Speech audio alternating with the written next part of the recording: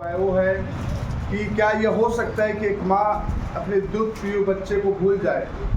Bible कहती है कि वो भूल सकती है, लेकिन मैं तुझे नहीं भूल सकता। इसका मतलब आप समझ रहे हैं?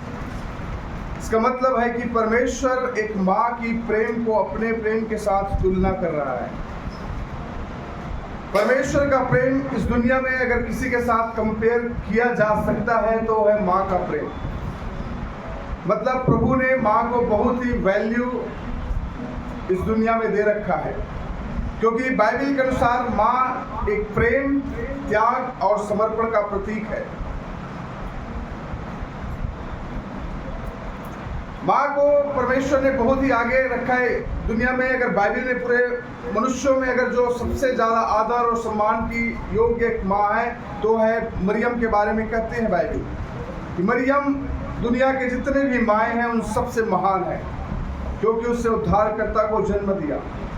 उसका प्रेम, उसका त्याग और उसका समर्पण सारे माँओं के लिए एक प्रतीक है। जितने भी माँ आज इस दुनिया में है, हम आप सब के लिए जो प्रतीक है वो है माता मरियम,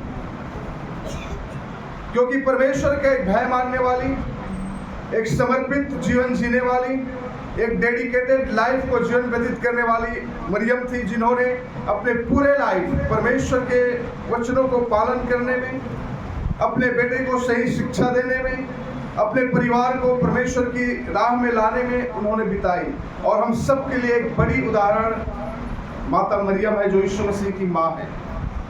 आज मैं आप सभी माँ लोगों को उत्साह करना चाहता हूँ। बाइबल बताती है, क्या यह हो सकता है कि एक माँ अपने दूध पियो बच्चे को भूल जाए?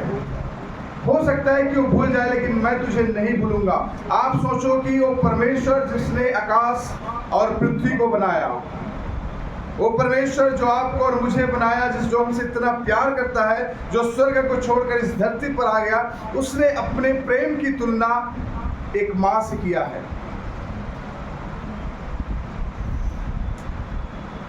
बाइबल में लिखा हुआ है, नीति वचन का किताब उसका 22 अध्याय का 6 पद कहता है कि बच्चों को उसी मार्ग का शिक्षा दिया जाए जिस मार्ग में उसे चलना चाहिए।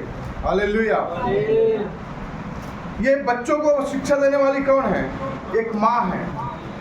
घर में जो माँ परमेश्वर के भय मानने वाली है, जो परमेश्वर के भय मानती है, वो माँ अपने बच्चों को सही मार्ग पर सिखाती है। और सही मार्ग है परमेश्वर के वचनों पर चलना, परमेश्वर के मार्गों पर चलना। अगर आपके घर में बच्चे हैं, अगर कोई भी माँ, अगर आप अपने बच्चों को परमेश्वर का भय मानना नहीं सिखा पा रही हैं, चर्च जाना नहीं सिखा पा रही हैं, बाइबल पढ़ना नहीं सिखा पा रही, तो आप अपने बच्चों को एक नरक की ओर जाने के लिए अगुवाई कर रही हैं।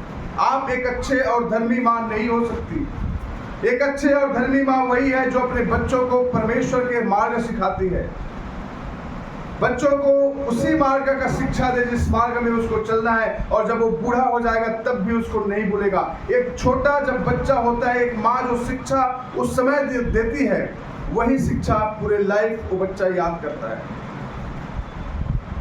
आप देखना, ज़्यादातर बच्चे अगर माँ बाप अलग अलग लैंग्वेज भाषा बोलने वाले हैं तो बच्चा जो होते हैं वो माँ का भाषा सीखती है।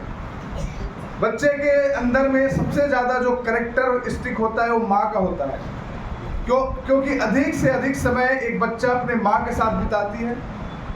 एक बच्चा अपने माँ के सारे कैरेक्टर्स को अपने ऊपर में लेती है, कैसे माँ चिल्लाती है, कैसे चलती है, कैसे बातें करती है। कई बार आप बच्चों को देखोगे और उसके माँ का कैरेक्टर आपको पता चल जाएगा, उसके माँ का चरित्र आपको पता चल जाएगा। कई बार बच्चे अपने माँ के जैसे चलती हैं, माँ के जैसे बोलती हैं, माँ के जैसे सोचती हैं, क्योंकि ज़्यादातर समय बच्चे माँ के साथ बिताती हैं। माँ का भाषा बोलती है, जो भाषा माँ बोलती है वही भाषा बच्चे बोलते हैं। तो माँ बच्चों के लिए एक उदाहरण है। जो आप सिखा रही हो बचपन में, वही बातें बच्चे बाद में बूढ़े होते तक उस बात को याद रखेंगे। अगर आप बच्चों को सिखाते हैं, कोई एक थप्पड़ मार रहे हैं, आप उसको 2 थप्पड़ मार के आओ, तो बच्चे वही सीखेगा। वो झगड़ालू बनेगा, लड़ाई करने वाले बनेगा। बच्चे को सिखाते हो किसी को चोरी करने के लिए, किसी का सामान उठाने के लिए, बच्चा वैसे ही बनेगा। सिखाते तो कोई नहीं है, लेकिन होता क्या, अगर मान लीजिए स्कूल में बच्चे गए हैं और वहाँ से किसी का पेन उठाकर ले आया और आपको माँ को बोला, माँ देखो मैंने एक पेन लाया है, और आप क्या होंगे? खुश हो जाएंगे। तो बच्चे को आप गलत रास्ते का शिक्षा दे रहे हैं। आप उसको थप्पड़ लगाएं, उसको डांटे कि दोबारा किसी का पेड़ उठाकर घर में नहीं लाना है। ये सही शिक्षा। बच्चे को पता चलेगा कि मैं दूसरे का सामान लेकर अगर घर में आता हूँ या आती हूँ तो मेरी माँ मुझे मारती है, तो दोबारा वो बच्चा दूसरे का सामान लेकर नहीं आएगा। लेकिन अगर आप उसके दूसरे का सामान लेकर आने में खुशी दिखाई रहे हैं, आनंद हो रहे हैं, तो बच्चा को इंकरेजमेंट मिल रहा है, फिर दोबारा लेकर आएगा। अगर गलत तरीके से आपके बच्चे पैसे कमा रहे हैं और उस पैसे को लेकर घर में आ रहा है और आप उस पैसे से आनंदित हो रहे हो, चोरी करके पैसा लेकर आ रहे हैं बच्चा, और आपको तो सामान चाहिए, घर में किचन चाहिए, गाड़ी चाहिए, घर चाहिए, और उस चोरी के पैसे से या गलत चीज़ों के पैसे से वो पैसा आ रहा है घर में, आप खुश हो रहे हो, आप बच्चे को गलत शिक्षा दे रहे हो।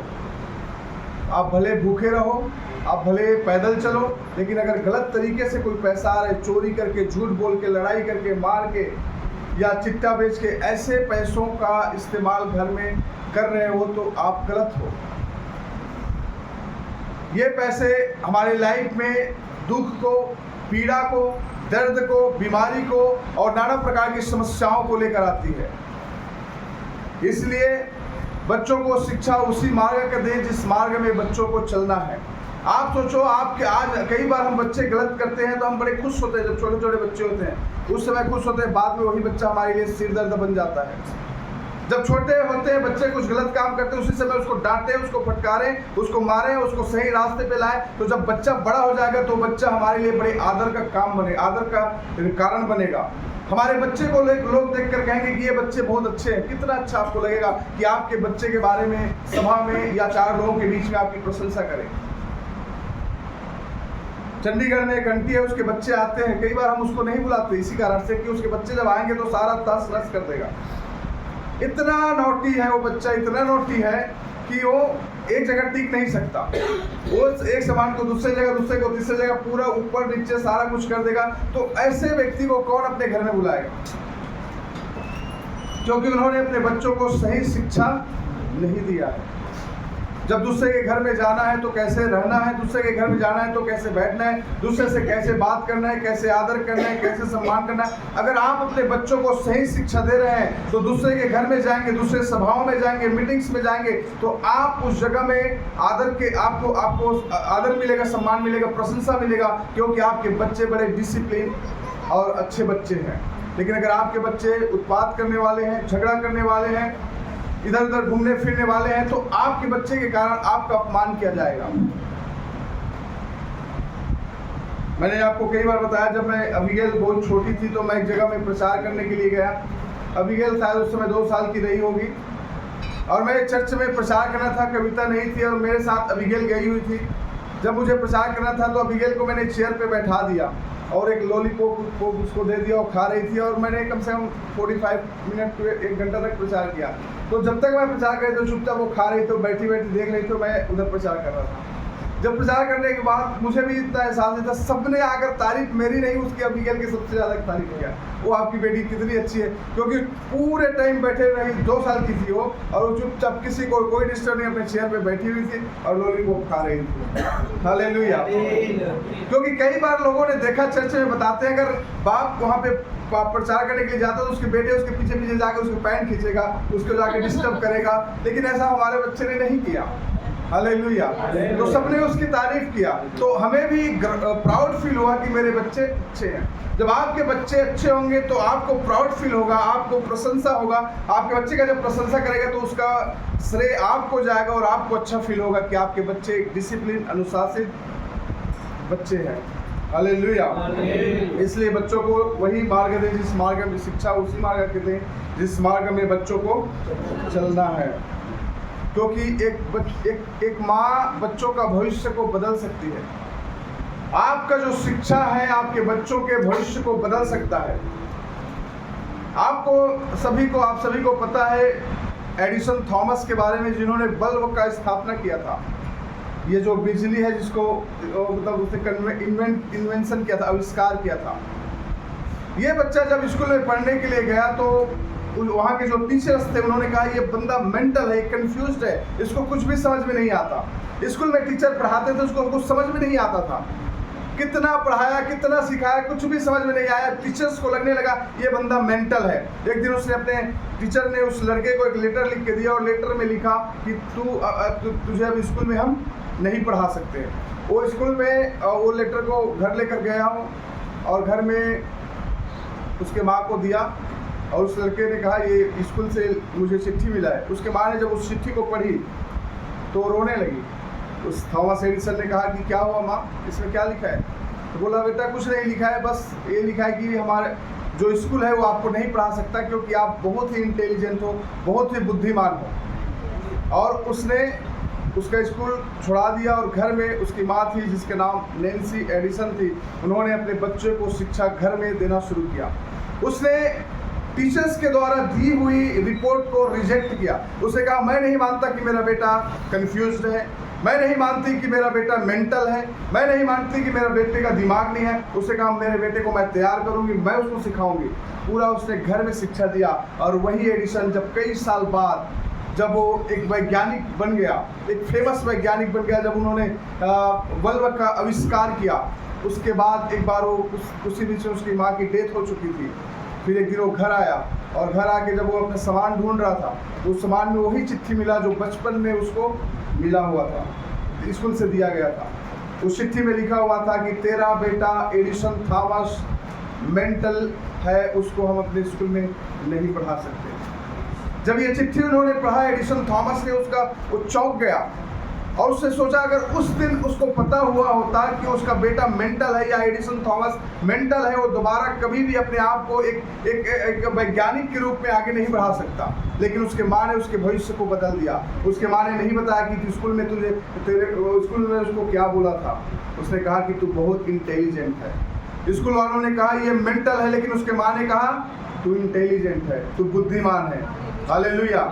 आपके बच्चों का भविष्य आपके हाथों में है। जैसा आप चाहोगे आपका बच्चा बनेगा, जैसा उसको बनाओगे आपके बच्चा बनेगा। अगर आप उसको बुद्धिमान बोलोगे बुद्धिमान बनेगा, अच्छे बच्चे बोलोगे अच्छे बनेगा, गलत बोलोगे उसके बारे में वो गलत होगा।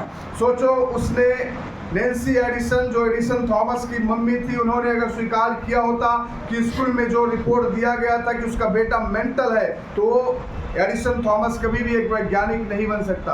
लेकिन उसने कहा मैं उस रिपोर्ट को रिजेक्ट करती हूँ, मेरे परमेश्वर मेरा पर बेटे को सिखाएगा। हालेलुया। और उसने परमेश्वर पर विश्वास किया, अपने बेटे को घर में शिक्षा दिया, उसका बेटा एक वैज्ञानिक के रूप में दुनिया में प्रसिद्ध हो गया।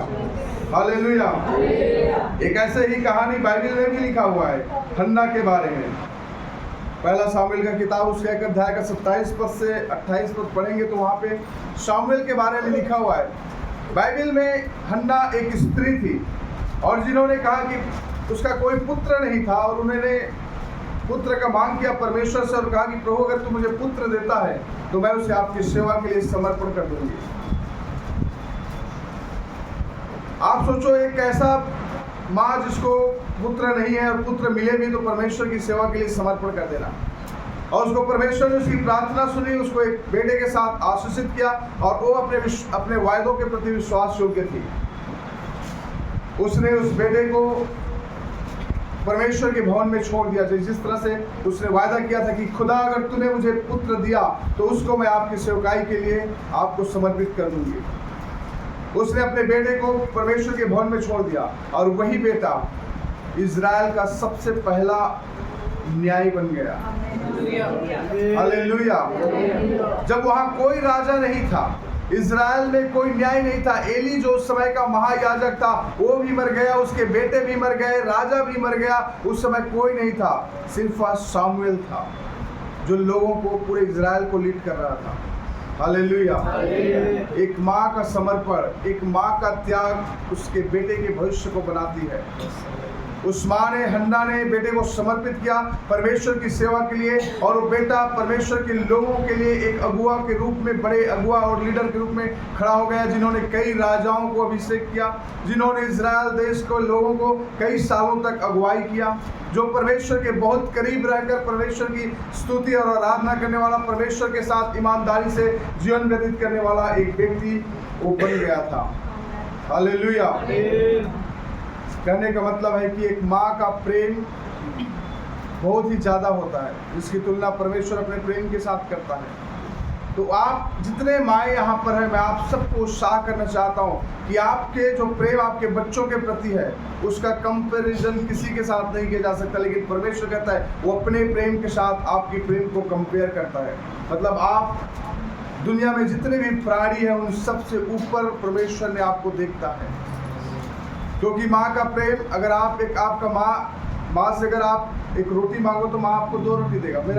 मुझे कई बार मेरी माँ ऐसी है, मैं 1 रोटी मांगूंगा तो कई बार वो 2 रोटी देगी, मैं गुस्सा हो जाता, मैं 1 मांगा 2 क्यों दिया। पता है आप माँ से 1 रोटी मांगो तो कितना दे देगी वो? 2 देगी, आप 2 खाओ। बीबी से 2 रोटी मांगो तो 1 ही मिलेगा।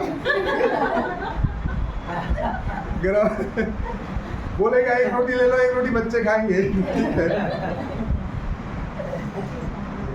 समझ में आ रहा है? तो आपका जो माँ है, माँ से आप जितना चाहोगे उससे वो डबल देने की कोशिश करता है अपने बच्चों को। हालेलुया। मुझे याद है एक बार मेरी माँ जब हमारे पास थी चंडीगढ़ में, तो मेरा एक दोस्त हमारे घर में आया और उसने एक जूता पहन रखा था। उसका जूता मुझे बहुत अच्छा लगा और मैंने कहा कि भाई ये जूता कहाँ से लिया, बड़ा अच्छा जूता है, मुझे भी चाहिए ऐसा जूता। अब वो बात मेरी माँ ने सुनी, मैंने नॉर्मली ऐसी बात कहा। उसके बाद उसने कहा ठीक है मैं जाऊँगा तो जहाँ से लिया था लेके आपके लिए आ जाऊँगा। फिर कई साल के बाद फिर वैसा ही जूता एक बार मैंने पहन के घर गया और मेरी माँ ने वो जूता देखी और उसको याद थी। उसने मुझे कहा कि ये वही जूता है ना जिसके बारे में आपने अपने दोस्त से कहा था। मैंने कहा हाँ। मैं बस सरप्राइज हो गया कि देखो एक छोटी सी बात उसके मन में थी कि उसके बेटे को वो चाहिए था। मैंने जस्ट कहा था मुझे एक इच्छा थी वैसे जूता पहनने की, लेकिन मेरे माँ ने उसको कितने सालों से उसको अपने माइंड में रखी और जिस दिन मैं वो जूता पहन के गया वो बड़ा खुश हो गई। हालेलुया। समझ में आ रहा है? तो माँ का प्रेम इस तरह से होता है, हमें कोई फर्क नहीं पड़ता कितना जूता कौन पहना है क्या है, लेकिन उसके एक माँ को फर्क पड़ता है कि उसके बेटे के पास क्या चीज़ की कमी है, क्या चीज़ की घटी है, क्या मिल रहा है क्या नहीं मिल रहा है। हालेलुया। तो परमेश्वर इस माँ के प्रेम को अपने प्रेम के साथ तुलना इसीलिए करता है कि आप सोचो एक अर्थली माँ अपने बच्चों को इतना प्यार करती है, इतना कुछ देना चाहती है, उसके खुशी के लिए कुछ भी करने को तैयार रहती, तो हमारा परमेश्वर हमारे लिए क्या नहीं कर सकता है। उसने अपना जीवन दे दिया, जब हम पापी ही थे तभी मसीह हमारे लिए क्रूस पर मर गया। हालेलुया। तो जब हम पापी थे तभी मसीह हमारे लिए क्रूस पर मर गया। एक माँ अपने बेटे को कभी भी गलत नहीं बोलेगा। मतलब अगर आपका पूरे दुनिया बोलेगा कि आपका बेटा चोर है, लेकिन एक माँ अपने बेटे को कभी भी चोर के रूप में स्वीकार नहीं करेगा। प्रूफ हो जाएगा कि उसने चोरी किया, फिर भी बोलेगा मेरा बेटा ने शायद चोरी नहीं किया होगा, किसी संगति के कारण किया होगा, किसी दूसरे ने फंसा दिया होगा। वो कभी स्वीकार नहीं कर सकती उसका बेटा कभी चोरी कर सकता है। वो कभी नहीं स्वीकार कर सकती उसका बेटा कभी लड़ाई और झगड़ा कर सकता है। ये इसलिए नहीं कि वो झूठ बोल रही, बल्कि इसलिए कि वो माँ का प्रेम अपने बेटे के प्रति होता है, अपने बेटियों के प्रति होता है। इसलिए अपने बेटे को, अपने बच्चों को माँ का प्रेम जिस तरह से है वो सही शिक्षा दो, ताकि एक माँ और पिता को शर्मिंदा होना ना पड़े, बल्कि सही शिक्षा देंगे तो आप एक दिन अपने बेटे और बेटियों के कारण आपका नाम ऊंचा होगा और आप आशीषित होंगे।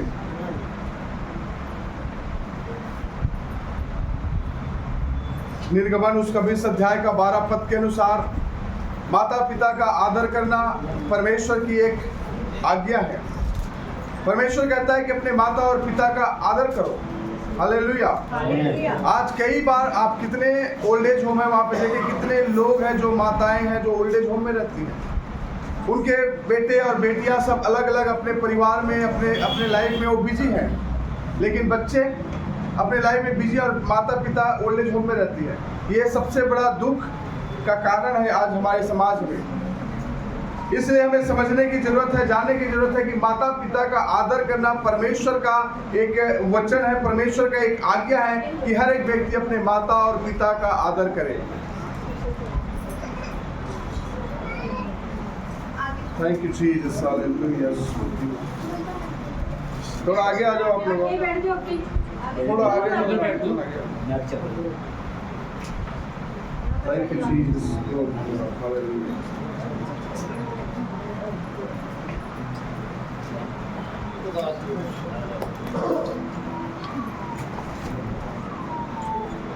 हालेलुया।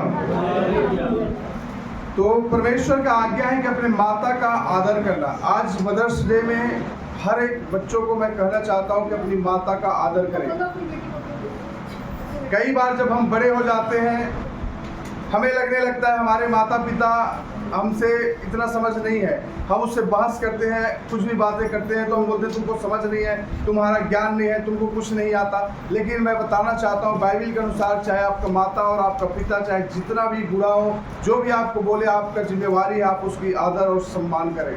हम सब का जिम्मेवारी है हम अपने माता और पिता का सम्मान करने वाला व्यक्ति बने। हो सकता है आज हमारे पास ज्ञान ज़्यादा है, समझ ज़्यादा है, हमारी माता और पिता उस लेवल का नहीं है जिस लेवल में हम जीवन व्यतीत कर रहे हैं, लेकिन फिर भी हमारी जिम्मेवारी है कि हम अपने माता और पिता का आदर सम्मान करें। विशेषकर आज के दिन में माता के लिए कहना चाहता हूँ कि माताओं का सम्मान करना सीखिए। माता को जो इज्जत मिलना चाहिए आपके घर में, आपकी माँ को जो सम्मान आपको मिलना चाहिए आपके घर, माँ को आपके घर में, वो चीज़ हम बच्चों को देने की जरूरत है, चाहे आप बेटी हो या बेटा हो। ये चीज़ आपके लाइफ के लिए बहुत ही इम्पोर्टेंट है, आप इन चीज़ों को समझें। क्योंकि कई बार जब माँ गांव से हो, कई बार एक उदाहरण को मैंने देखा है, मतलब उदाहरण बताना चाहता हूँ, ये रियल घटना है। एक माँ थी, उसके कई बेटियाँ थी और सारे अच्छे अच्छे पोस्ट में जॉब करने लगे, घर अच्छे हो गए। जब वो माँ उनके घरों में आती थी तो उसके शरीर से बदबू आता था, क्योंकि वो गांव में रहती थी, कभी नहाई, कभी कपड़ा धोई नहीं धोई, बट उसके बच्चे उनसे घृणा करते थे।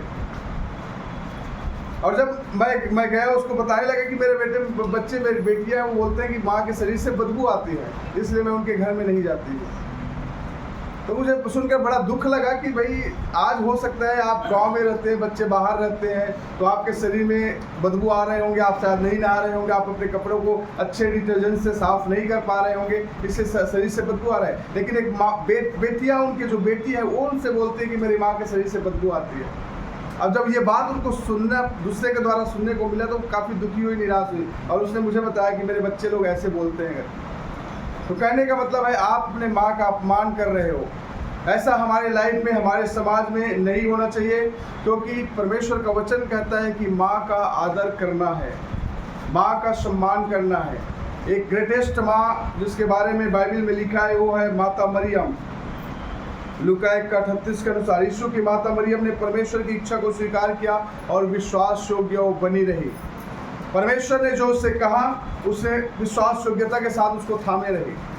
आप सोचो, एक कुंवारी लड़की को बोलेगी तुम एक बच्चे को जन्म देने वाली हो, आप उसके माइंड में क्या होगा जब वो गर्भवती हुई, समाज में लोगों ने क्या क्या बातें उसके बारे में कहे होंगे, कितने ताना उसको लोगों ने मारे होंगे, कितने बुरी बातें उसके बारे में लोगों ने कहा होगा। लेकिन उन्होंने लोगों को बातों को ध्यान नहीं दिया, परमेश्वर की बातों पर ध्यान दिया, परमेश्वर के प्रति समर्पित रही। उसका त्याग, उसका प्रेम और उसका समर्पण सारे मानव जाति के जो जितनी महिलाएं हैं उन सब में मरियम को परमेश्वर ने ऊंचे स्थान पर रखा है, क्योंकि उसका समर्पण था, उसका डेडिकेशन, उसका प्रेम और उसका त्याग था। आपका परमेश्वर आज जितने माताएं हैं सभी को परमेश्वर का वचन ये सिखाना चाहती है, आपका डेडिकेशन है कि एक सच्चे माँ, एक सच्चा प्रेम करने वाली माँ अपने बच्चों को त्यागपूर्ण जीवन व्यतीत करने वाली माँ के बारे में परमेश्वर का वचन बताता है कि आपको परमेश्वर ऊंचे दर्जा देता है, क्योंकि उसने अपने प्रेम की तुलना आपके साथ किया है। आजकल कई ऐसे भी माएँ हैं जिसको अपने बच्चों से कोई प्रेम नहीं। कितने ऐसे होते हैं, बच्चे माँ होते, बच्चा पैदा होते ही कहीं कुछ फेंक दिया, कहीं कुछ कर दिया, बहुत सारे ऐसे घटनाएं हैं। आजकल ये नहीं कह सकते, लेकिन परमेश्वर का वचन बताता है कि ऐसी माँ बनो जो परमेश्वर जिसके बारे में बताता है, हन्ना के जैसे एक माँ बनो, मरियम के जैसे एक माँ बनो, जिन्होंने अपने बच्चों को परमेश्वर की सेवकाई के लिए समर्पित कर दिया। आज के वचन के द्वारा मैं आप जितने माताएं हैं सभी को उत्साह करना चाहता हूँ कि आपका बच्चा अगर चर्च नहीं आता है वो आपका फेलियर है। अगर आपका बच्चा गाली देने वाला है, झगड़ा करने वाला है, लड़ाई करने वाला है, वो आपका फेलियर है, आप फेल हैं। आप अपने बच्चे की परवरिश सही से नहीं कर पा रहे हैं, कल वही बच्चा आपके लिए सिर दर्द बन जाएगा। कल उसी बच्चे के चलते आपका अपमान आपके समाज में, आपके परिवार में होगा। लेकिन अगर आपका बच्चा चर्च जाने वाला है, परमेश्वर का भय मानने वाला है, परमेश्वर की उपस्थिति में चलने वाला है, तो उस बच्चे के कारण आपका सिर ऊंचा होने के लिए जा रहा है। आप सोचो, मरियम के बारे में जब यीशु मसीह के बारे में लोग कहते होंगे, अरे ये तो उसके बच्चा है, मरियम का बेटा है, जो मुर्दों को जिंदा करता है, जो कोढ़ियों को शुद्ध करता है, कितना प्राउड फील होता होगा मरियम को। उसे जितना भी दर्द, जितना भी ताड़नाएं सुनी होगी अपने गर्भावस्था के समय में, वो सारी ताड़नाओं को भूल चुकी होगी। जब लोगों ने कहा होगा कि ये यीशु जो चमत्कार कर रहा है, ये यीशु जो कोढ़ियों को शुद्ध कर रहा है, ये यीशु जो अंधों को आंखें दे रहा है, जो मुर्दों को जिंदा कर रहा है, ये उस मरियम की बेटा है। हालेलुया। तो आप जब बच्चों की परवरिश सही तरीके से करोगे और वही बच्चे जब ऊंचे स्थान पर जाएंगे, एक अच्छा बच्चा बनेंगे, उस बच्चे के कारण आपका नाम ऊंचा होगा और आपका सिर गर्व से ऊंचा रहेगा। लेकिन अगर आप बच्चों को सही शिक्षा नहीं दोगे तो उन बच्चों के गलत कामों की वजह से आपको बार बार शर्मिंदा होना पड़ेगा, आपको बार बार निराशा में जाना पड़ेगा। इसलिए आप उसको सही से अपने बच्चों को सिखाएं। जितनी माताएं हैं, आप मेक श्योर कि आपका बच्चा चर्च में आ रहा है, चर्च में आ रही है, बाइबल पढ़ने वाली है, पढ़ने वाला है, प्रार्थना करने वाला है। अगर आपके बच्चे चर्च में नहीं आता, माँ का जिम्मेवारी है, एक माँ, एक आत्मिक माँ, एक परमेश्वर के भय मानने वाली माँ अपने बच्चों को भी वही शिक्षा देती है। आप सोचो, मरियम जब यीशु मसीह पैदा हुआ उसके बाद तुरंत लेकर भवन में, परमेश्वर का सिनागोग में, आराधनालय में लेके गया, उसको समर्पित किया, परमेश्वर के हाथों में दिया। हन्ना ने भी वही किया, परमेश्वर से जैसे ही बच्चा पैदा हुआ उसे लेके परमेश्वर के भवन में रख दिया। और आपके और हमारे बीच में बच्चा पैदा होते हैं 3-4 महीने के बाद पता चलता है इसलिए बच्चा हुआ है, 1 साल के बाद पता चलता है